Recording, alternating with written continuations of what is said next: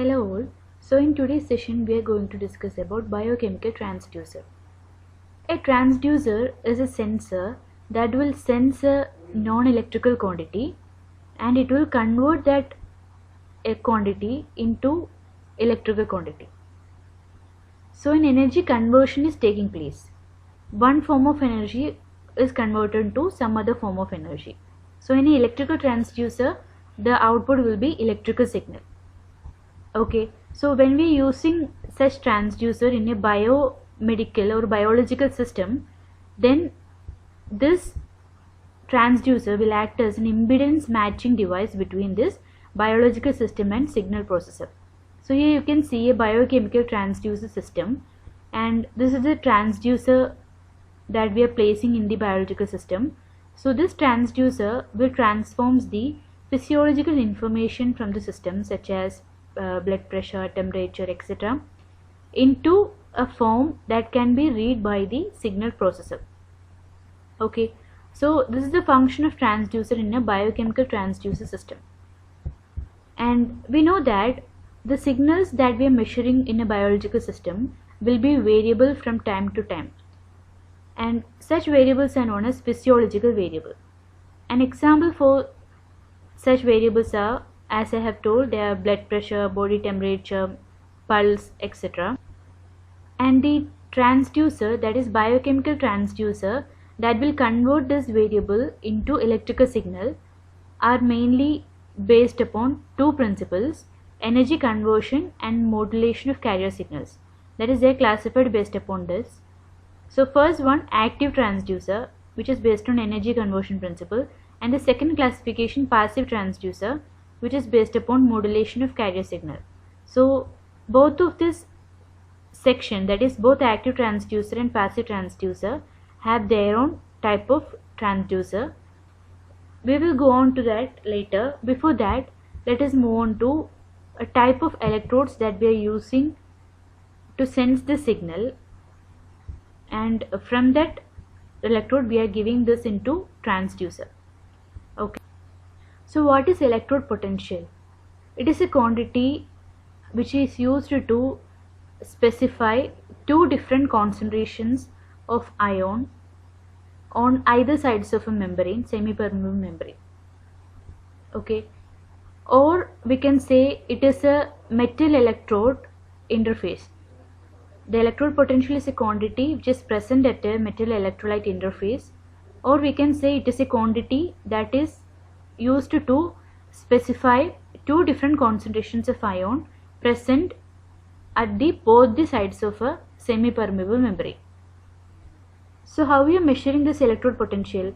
We are keeping a metal electrode at the place where we need to measure the potential, and by monitoring it we are measuring the electrode potential of that place. So how we are measuring this electrode potential? One basic thing is we are considering one electrode as a reference, and by comparing with that electrode we are measuring the ion concentration. Okay. So in such cases, one reference electrode and one other electrode will be there, and by monitoring the performance of both this electrode we are measuring the ion concentration. Okay. So here the reference electrode will be insensitive to that substance, whereas the other electrode will be an electrode which is sensitive to that substance. And we are locating these two electrodes in such a positions depending upon that, and the leads are taken from these electrode and we are monitoring it, and by that we will obtain the concentrations of ions or whatever potential we need to measure. So now let us see what are the different type of electrode that we are employed in measurement of such concentration of ions or potential, electrode potential. First one, reference electrode. A common reference electrode that were used earlier was hydrogen. Hydrogen was used as a reference electrode because this hydrogen is having an electrode potential of 0 volt. So this electrodes, that is reference electrode by hydrogen, we are using an inert metal such as platinum that will readily absorb the hydrogen gas. But using this hydrogen gas as a reference electrode is not acceptable because these electrodes are not sufficiently stable, because we are using an electrode because in order to obtain a linear change in the output. Okay, that is we need a potential difference which is proportional to the change in the concentration of ions.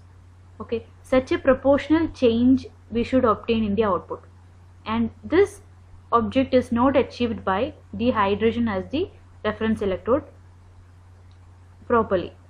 Okay, so for that, instead of this hydrogen electrode, we are using other two type of reference electrode. They are silver chloride and calomel reference electrode. So let us see what is the difference between these two electrodes. So at first let us move on to silver chloride Ag or AgCl electrode. So as you have told, this is used as a reference electrode. So what is reference electrode? It is an electrode that is maintained in order to compare with. Okay, so here in this case, the reference electrode, as a reference electrode we are using silver chloride. So in this electrode we have a silver side and silver chloride side. Okay, so the silver chloride side of this electrode is connected to an electrolyte solution, and that is KCl, potassium chloride solution is electrolyte solution. So when we connect this interface or the AgCl side to this potassium chloride solution, the chemical reaction takes place. Now after some time, if the electrolyte solution, that is KCl solution, is saturated and it have enough precipitated silver chloride, then we can say that electrode is successfully employed as a reference electrode. So there is an example given for the input and output for such electrode, that is for a 0.01 mole solution the potential output should be 0.343 volt, and for 1.0 mole solution the output potential will be 0.236 volt. The next type of electrode is calomel electrode. This electrode is also called as a mercurous chloride, same as a silver chloride. And this mercurous chloride is a combination of mercury and chloride ions. So this one is also similar to silver chloride, but instead of silver and silver chloride, here we are taking mercury and mercurous chloride. And at the interface between this mercury and mercurous chloride, an electrode potential will be generated. And the mercurous chloride side or the calomel side of the calomel electrode is connected in a KCl filling solution, that is electrolyte solution, and as a result an electrolyte bridge will be formed to the sample solution, and from which we are taking the measurements. That is, from this electrolyte bridge we are taking the measurement, and we are taking the electrode potential at the output, and the input will be the concentration change of the KCl solution. Also, example for this type of concentration, input concentration and output potential is given.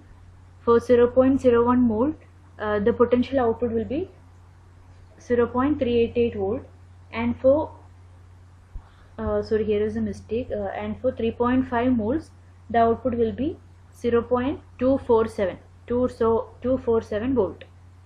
Next, let us move on to pH electrode. At first we have discussed reference electrode and the three types: hydrogen, silver chloride and calomel electrode, and the next one is pH electrode. So what is pH? pH is a measure in order to understand the chemical balance of a body. So if we know the pH of a blood or other fluid in our body, then by analyzing that quantity, that is pH value, we can understand the chemical balance, whether it is normal or whether it is higher or lower. Depending upon that, we can understand the chemical balance of a body. So the pH based measurements are more effective, and this pH measurement is directly related to the hydrogen ion concentration in the fluid. So this pH measurement is a measure of acid-base balance of a fluid in the body. And for a natural solution, the pH is 7. The value is 7. And if the value of the pH become lower than 7, then that fluid is more acidic. And similarly, if the value of the pH is greater than 7, then it is basic, more basic. Now, our most human body fluids, blood, etc., are slightly basic, and the pH of the normal arterial blood ranges between 7.38 and 7.42. That is, it is greater than 7, slightly greater than 7. That is slightly basic.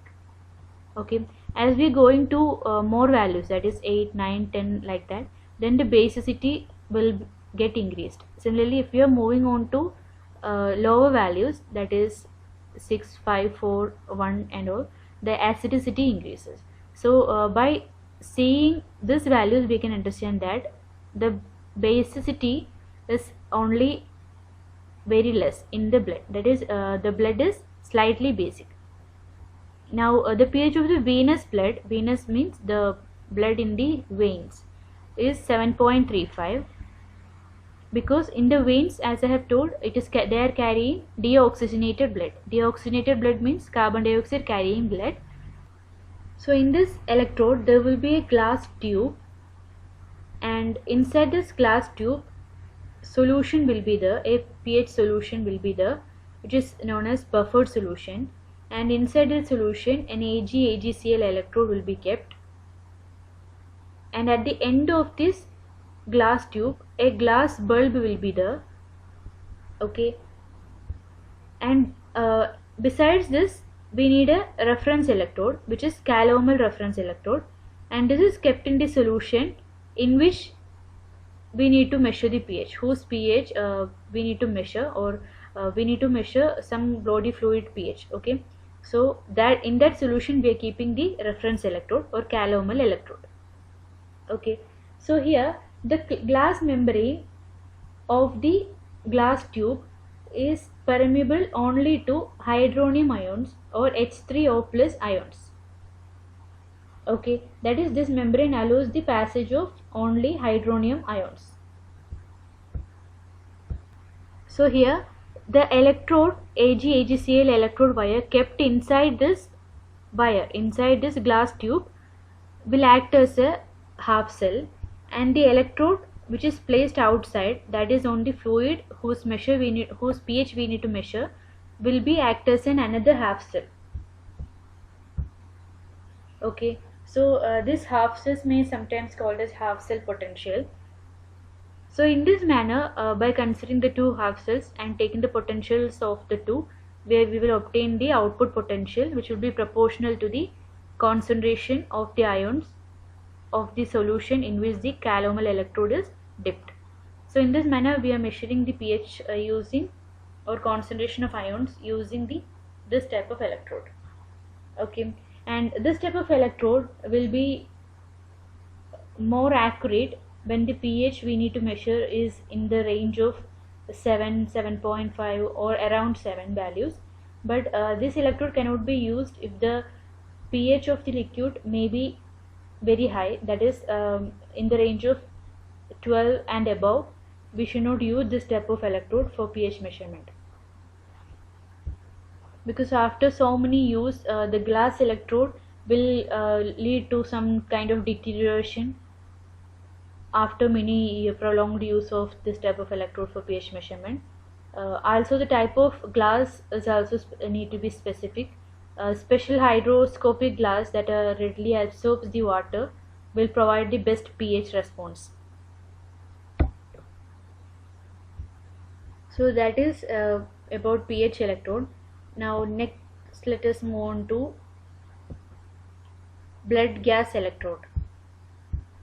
One of the most physiological chemical measurement in the biological system is the pressure of oxygen and carbon dioxide that are dissolved in the blood. And this measurement, that is the pressure of this oxygen and carbon dioxide which is dissolved in the blood, we are measuring in the terms of partial pressure of gas with respect to the blood quantity. We are measuring in such a manner. Okay, so this partial pressure of the gas is proportional to the quantity of the gas in the blood. So how much quantity of gas is present in the blood, it is known as that partial pressure of the gas present in the blood.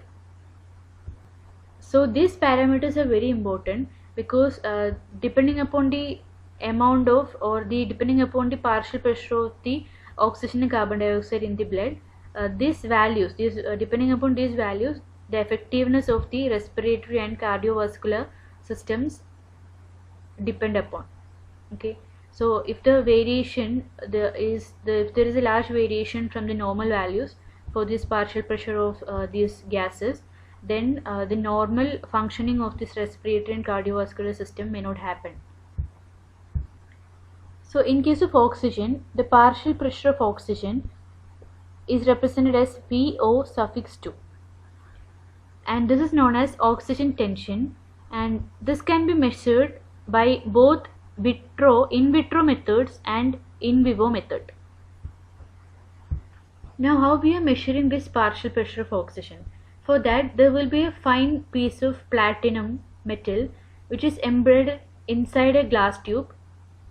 Okay, and a tip of this platinum metal, the tip of this platinum metal is exposed to the outside of this glass tube, and this glass tube is provided for insulation purpose. Okay, so this tip of this platinum which is exposed from the glass tube is placed in an electrolyte solution, and into the electrolyte solution the oxygen is allowed to diffuse. Okay, and this is our main electrode, and a reference electrode will be also there, which will be a negative wire, platinum wire negative. Okay, now a voltage of 0.7 volt is applied between this cathode and anode, that is both this electrode, and as a result the reduction of oxygen takes place at the platinum cathode. Okay, now as a result of this oxidation reduction takes place, that is, as the oxygen removes, then there takes place oxidation reduction reaction. Now depending upon this oxidation reduction reaction, a current will be generated which is proportional to the partial pressure of the diffused oxygen. Okay, now the electrolyte is generally sealed into the chamber that holds the platinum wire and the reference electrode by means of a membrane, and across this membrane the oxygen can be diffused from the blood. Okay, so in case of in vivo measurement, this electrode can be placed in a blood which is taken out by some needles and all, and in case of in vivo measurement, this tip of this electrode is attached to catheter which is allowed to move inside the body to various part of the heart in case of in vivo measurement. So that is about the blood gas electrode. This method which I have explained now is in order to measure the partial pressure of oxygen. Similarly, there is a method for partial pressure of carbon dioxide also, which you can refer from your text. And next let us move on to the next type of electrode known as specific ion electrode. So here we are converting the specific ion which is dissolved in a solution into proportional electrical potential. Okay, and the sensor that we are using for this purpose is known as specific ion electrode, and the voltages theoretically depend upon the logarithm of this ionic activity, and we can determine it, or we can analyze it depending upon the Nernst equation. So here a voltage which is proportional to the ionic activity is produced as the output from this electrode. So the figure of a specific ion electrode is shown in this figure. Here you can see an exchanger that is usually a salt of an organophosphate phosphoric acid, that is an organophosphoric acid salt will be there, because it is showing a high degree of specialty or selectivity to the gas we are measuring or the ion that we are measuring. That is, we are using a salt which acts as an exchanger, and that exchanger or the salt is highly sensitive to the ion that we are measuring. Similarly, we can use a sodium electrode in order to determine the sodium ion activity in the blood. Okay. Similarly, an ammonia electrode is designed for determining the ammonia that is dissolved in the solution, liquid solution present in the blood or in the body fluid. So one of the difficulties that we encountered in measurement of specific ions is the effect of other ions in the solution. In case where more than one type of membrane could be selected for measurement of a certain ion, the choice of membrane actually used might be depend upon other ions also, and this is a difficulty present in this type of measurement. There is in case of some specific electrode which we are using for measurement of a particular ion, then there should be an absence of other ions. If it is so, then the measurement will be somewhat accurate. Now, as before I have told organophosphoric acid, this type of exchangers can be used in case of measurement of divalent ions, and the liquid membrane is often used for the ion exchange here. So besides this organophosphoric acid, we can also use solid membranes for measurement of divalent ions.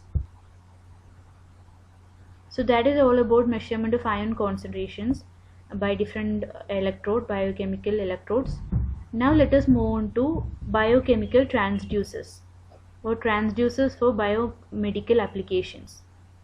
And here you can see the different type of active transducers, and they are magnetic induction type, piezoelectric type, photovoltaic type, thermoelectric type, and passive transducers, resistive transducer, thermistor type, capacitive transducer, and inductive transducer. So first one is magnetic induction type. We know what is magnetic induction, right? That is when an electrical conductor moves relative to a magnetic field, then when that magnetic field linking with that conductor varies, a voltage will be induced in a conductor. Okay, and this induced voltage or EMF is referred to as dynamically induced EMF. Dynamically because the conductor is moving. Okay, and the equation for that is given by E is equal to BLV, where B is flux density, L is the length of the conductor, and V is the velocity of the conductor. Okay, so when the current carrying conductor, when it is placed in a magnetic field, the conductor will also experience a force. Okay, and that force is known as F is equal to BIL. B is flux density and I is the current through that conductor, and L is the length of the conductor.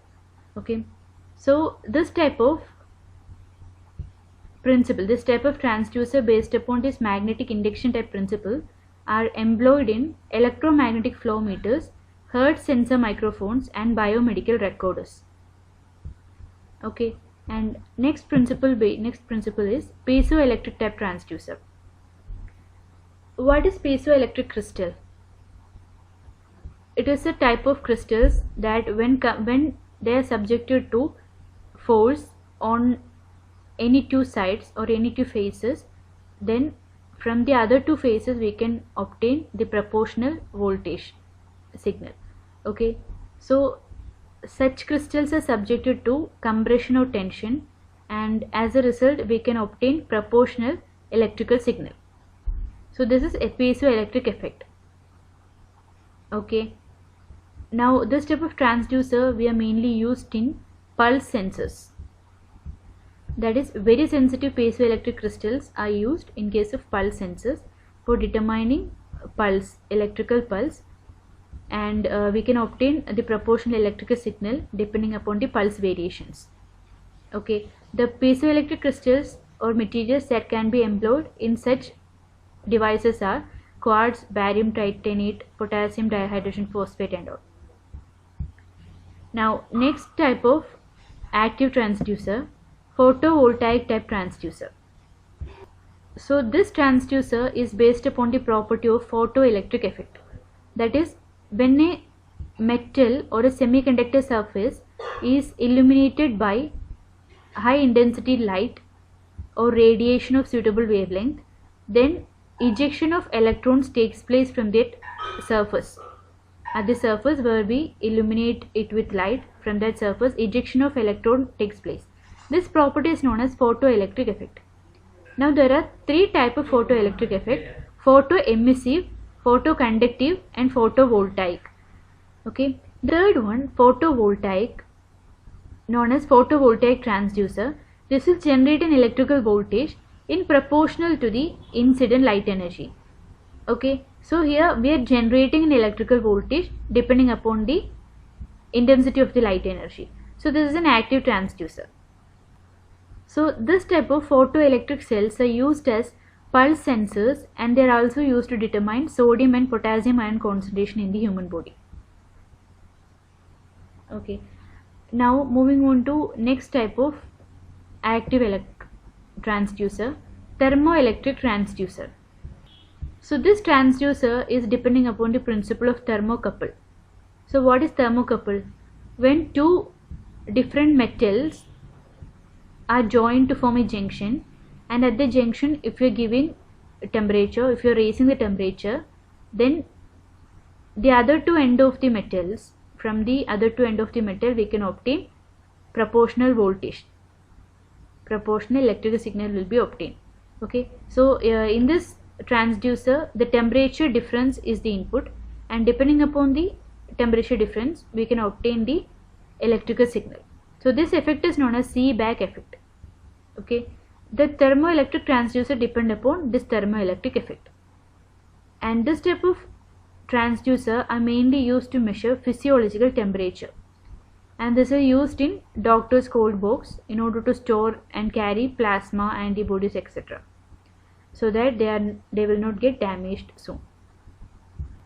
Next, let us move on to passive transducers. In that, first one, resistive transducer. So in this transducer, the principle is that the resistance of the resistor changes in proportional to the quantity being measured. Okay, so the main example for this type of transducer is strain gauge, and strain gauges are used for intravascular pressure measurements. Here you can see a Wheatstone's bridge. Okay, so and the balance equation is given by this equation, and the measurement we can obtain in case of null measurement in this meter. Okay, so as this meter reads 0, then the bridge is balanced, and at that time what is the value of the unknown resistance we can obtain from this balance equation. Okay, so this is the resistive transducer depending upon the resistance change. Next one is thermistor type transducer. This transducer is used as a thermal sensor, and in this case the resistance of the material changes due to the change in the temperature. Okay, the specific resistance of a material changes due to the change in the mobility of charge carriers, and the mobility of charge carriers increases with the temperature, and then resistance decreases. Okay, so as the mobility of charge carriers increases with temperature, the resistance will get decreases, and this type of transducers fall under the category of negative temperature coefficient thermistors. Okay, when the temperature is increasing with respect to the resistance, then that type of thermistors are positive temperature coefficient thermistors. When the temperature rise is proportional to the resistance change, then they are positive temperature coefficient thermistors. And thermistors are used in biomedical instrumentation for temperature measurements, and they are usually small in size. So next one is capacitive transducer. Here you can see a capacitor. A capacitor will be having two plates, one positive plate and one negative plate. and in between them there will be a dielectric, and these two plates are spaced at a distance of small d, and the capacitance of a capacitor is given by this equation. C is equal to A epsilon by d. A is the area of the plate and d is the spacing between the plate. So the capacitance of this capacitor varies when any of the three values changes, that is area, epsilon and d. Epsilon is the permittivity of the medium. Okay, so depending upon this principle, that is this is the output of this capacitor, and the quantity to be measured is given here, and depending upon the quantity to be measured, the capacitance will get varied. So this is the principle of capacitor transducer, that is proportional to the quantity that we are measuring, the capacitance will get varied.